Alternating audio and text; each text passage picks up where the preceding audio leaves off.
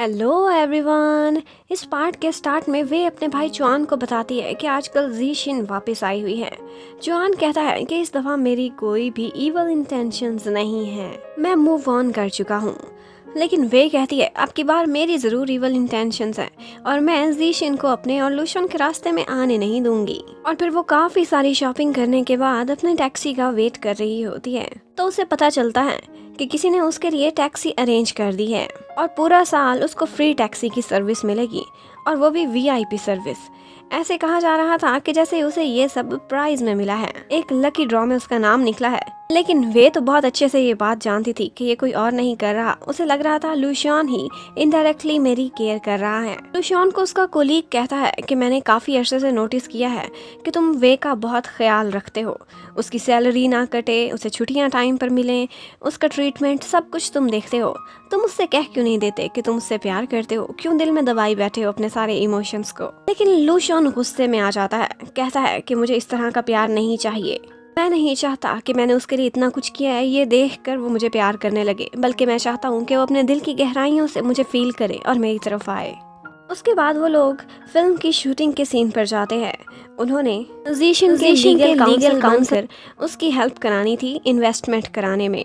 लेकिन यहाँ पर आने के लिए सिर्फ जीशिन और लुशियन के पास ही एक पास था। वे तो सिर्फ जेलसी की वजह से जबरदस्ती अंदर घुस आई थी।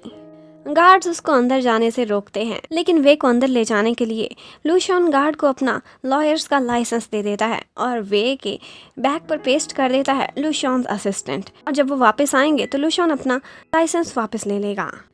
और शूटिंग में भी बड़े मजे की बात है कि कोर्ट का ही एक सीन चल रहा होता है। वहाँ पर हीरो हीरोइन लव कन्फेस करते हैं और फिर एक किसिंग सीन आता है। लेकिन जीशिन वहाँ पर काफी सारी गलतियाँ निकाल देती है और कहती है कि मुझे ये सब कुछ लो बजट लग रहा है, आपकी क्वालिटी अच्छी नहीं और ना ही एक्टिंग में कोई कमाल की बात है, मैं यहाँ पर कैसे इन्वेस्टमेंट कर सकती हूँ। और फिर वो कहती है ओके, मैं और लुशियन आप सबके सामने ये सीन करके दिखाएंगे। पर वे एकदम बीच में आ जाती है, कहती है कि ये क्या बात हुई, मैं किसिंग सीन, ये तो बहुत अनरियलिस्टिक है, बिल्कुल भी नहीं हो सकता ये। और जीशिन को फील हो जाता है कि वे कितनी जेलस हो रही है। वो कहती है ओके, मैं नहीं बल्कि वे और लुशियन यही आप लोगों को करके दिखाएंगे एक डेमो। और अब वे पछता रही थी कि काश वो किसी सीन को कट ही ना कराती। वे जब वो सीन करती है तो लुशियन उससे कहता है कि तुम जबरदस्ती मेरा फायदा उठाने की कोशिश कर रही हो। और उसके बाद लाइटिंग सेट करके वो दोबारा यही सीन करने लगते हैं तो एकदम से सेट में से कोई चीज़ वे पर गिरने लगती है, पर लुशियन जल्दी से उसे बचा लेता है। और उसके बाद नेक्स्ट सीन में हमें दिखाते हैं कि जीशिन को लुशियन और वे एक अच्छे लीगल काउंसिल बनकर बहुत सही सही मशवरे देते हैं कि यहाँ पर इन्वेस्टमेंट करनी है तो किन शर्तों पर करो, क्योंकि उनको लग रहा था कि कोई ना कोई घपला यहाँ पर ज़रूर हो रहा है।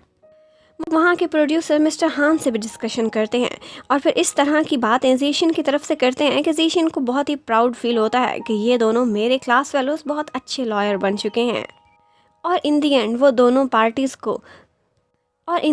दोनों पार्टीज़ को सेटिस्फाई करके जीशिन की इन्वेस्टमेंट को सेफ बनाने का कोई रास्ता निकाल ही लेते हैं। उसके बाद लुशियन वे को उसके घर तक ड्रॉप करता है और यहाँ पर वे को पता चलता है कि इसके बाद जीशिन और लुशियन दोनों घर जाकर उसकी ड्राफ्टिंग करेंगे और फाइनल सारा कुछ करने के बाद उस पर साइन करके कल ही उस डॉक्यूमेंट को प्रोड्यूस करना है। वे की तबीयत ख़राब रहती थी तो वो कहते हैं कि तुम रेस्ट करो, हम खुद ही कर लेंगे। पर वे बहुत तड़पती है, सोचती है कि ये क्या जीशिन और लुशियन रात को अकेले अपार्टमेंट में काम करेंगे, ये तो राइट टाइमिंग हो गई, मैं ऐसे नहीं होने दूंगी। और फिर किस्मत भी उसका साथ देती है। एक डॉक्यूमेंट वे के बैग में ही रह गया था। वे लुशियन के फ्लैट पर जाती है और उसका पिन कोड दबाने लगती है, वही वाला पिन कोड जो उसने सपनों में देखा था। वो पिन बिल्कुल सही था। लुशियन हैरान होता है कि तुम ये कैसे जानती हो? वे कहती है ये मैंने अपने सपनों में देखा था। और आकर जबरदस्ती उनके साथ बैठ जाती है, कहती है कि मैं काम खत्म करा के ही अब वापस जाऊंगी। इतने में जीशिन उन लोगों के लिए चाय बनाने लगती है। जब उनका काम खत्म होता है तो वे कहती है लुशियन से कि तुमने मुझे बताए बगैर यहाँ पर एक डॉग भी रखा हुआ है, देखो डॉग फूड भी पड़ी है। लेकिन लुशियन उसकी हर बात टाल देता है, कहता है कि मुझे ये डॉग स्नैक्स पसंद है, मैं खुद खाता हूँ। लेकिन वे को उसकी बातों पर बिल्कुल भी यकीन नहीं था। वो बार बार उससे इसी तरह के क्वेश्चंस करती रहती है। इतने में जीशिन के ऊपर गर्म पानी गिर जाता है। वे जब तक उसके लिए टावल लेकर आती है तो लुशियन उसके लिए अपना कोट उतारे खड़ा था। वे ये देखकर बहुत जेलस फील करती है क्योंकि उसके सपनों में हमेशा हमेशा जब भी लूशॉन ने वो कोट उतारा था तो वो वे के लिए ही था। उसके बाद वे फर्स्ट एड किट लेने के लिए उसकी लाइब्रेरी में जाने लगती है, लेकिन लूशॉन उसे रोक देता है। कहता है कि तुम मेरे घर के बारे में हर कुछ जानने के बारे में दावा करती हो, तुम्हें क्या मसला है? पहले तुम ऑफिस में ड्रामे करना स्टार्ट कर देती थी और अब तुम मेरे घर पे आकर इस तरह की बातें कर रही हो, मुझे बिल्कुल भी अच्छा नहीं लग रहा। और वो वे को बहुत डांटता है, उससे लड़ना स्टार्ट हो जाता है। वे को ख्याल आता है कि क्या ये वही केयरिंग लूशॉन है।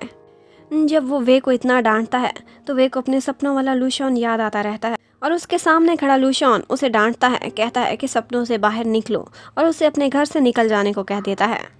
वे इस सब की वजह से बहुत डिसहार्ट होती है कि लूशॉन ने उसे इतना डांटा है और वहाँ से चली जाती है। और उसके जाने के बाद हमें पता चलता है कि एक्चुअली लूशॉन ने उसी लाइब्रेरी में जिसमें वे जाने वाली थी, उसने वही डॉग रखा हुआ था।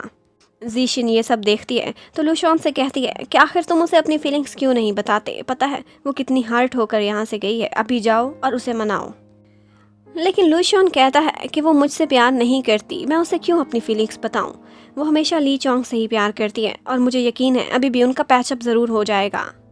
पर फिर भी जीशिन ज़बरदस्ती लूशॉन को वे के पीछे भेज देती है। वे जब बस में वापस जा रही होती है तो उसे स्पेशल टैक्सी की तरफ से फ़ोन आता है, लेकिन वे उसे कहती है कि अपने बॉस लूशॉन से कह दो कि मुझे इस तरह की सर्विसेज नहीं चाहिए, सामने आकर मुझसे बात करें। वो टैक्सी ड्राइवर लूशॉन के कहने पर आगे से कह देता है कि नहीं, मैं तो ली चोंग के कहने पर काम कर रहा हूँ। वे ये सुनकर एकदम शॉक्ड रह जाती है कि ये क्या, मेरी इतने दिनों से जो केयर कर रहा है वो ली चोंग है? इसका मतलब है कि मेरे सपने सिर्फ सपने ही रह गए। लूशॉन वाकई मेरी कोई केयर नहीं करता। लेकिन जब वो अपने घर के पास पहुंचती है तो पीछे पीछे लूशॉन गाड़ी में आ रहा होता है। वे आज बहुत सैड थी, उसका तो दिल ही टूट गया था। वो बहुत गुस्से में आती है और लूशॉन की गाड़ी के आगे एक पेपर फाड़ कर फेंक देती है। लूशॉन बाहर उठकर देखता है तो वो वही पेपर था जिस पर लिखा था कि लूशॉन के असिस्टेंट। लूशॉन का मन तो बहुत करता है कि वो एकदम से बाहर जाए, वे को बुलाए और वहाँ पर बारिश में खड़ा होकर अपनी सारी फीलिंग्स कन्फेस कर दे। यही सोचते सोचते वो सारा कुछ हमें बता बैठता है। एक्चुअली उसने कॉमा में वे के पास बैठकर उसे अपनी एक एक फीलिंग और हर टाइम बताया था। ये भी बताया था कि मैंने तुम्हारे डैड के लिए ब्लड डोनेट किया है। उसके बिहाफ पर क्लैरिफिकेशन भी लिखी थी, उसके लिए बहुत कुछ किया था, उसका डॉग भी आज तक संभाल के रखा हुआ था। लेकिन लूशॉन बहुत सैड होता है कि उसने वे के फेस पर कभी भी अपने लिए वो फीलिंग्स नहीं देखी थी जो ली चोंग के लिए होती थी। उसने उसे कभी उस नज़र से नहीं देखा था जैसे वो ली चोंग को देखती थी। कॉलेज में हमेशा वो उसे अपना स्टडीज़ में राइवल समझती थी और जॉब में आने के बाद उसे अपना एक खड़ूस सा बॉस जिससे वो नफरत करती है। लूशॉन सोचता है कि ऐसे में मैं तुम्हें अपनी फीलिंग्स कैसे बता देता। लूशॉन ने उस कॉन्सर्ट के टिकट्स भी इसीलिए लिए थे कि वो जीशिन के साथ नहीं बल्कि वे के साथ जाना चाहता था। इवन कि जब वो मुसीबत में थी उसे कोई जॉब नहीं दे रहा था क्योंकि उसने बार का एग्ज़ाम क्लियर नहीं किया था। ऐसे में लूशॉन ने उसे अपनी असिस्टेंट बनाने का फ़ैसला किया था।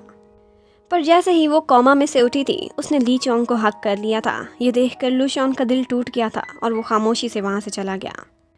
काश लूशॉन ये सारा कुछ कह ही देता, लेकिन वो सिर्फ सोचता ही रह जाता है और अपनी गाड़ी में से भी नहीं निकलता।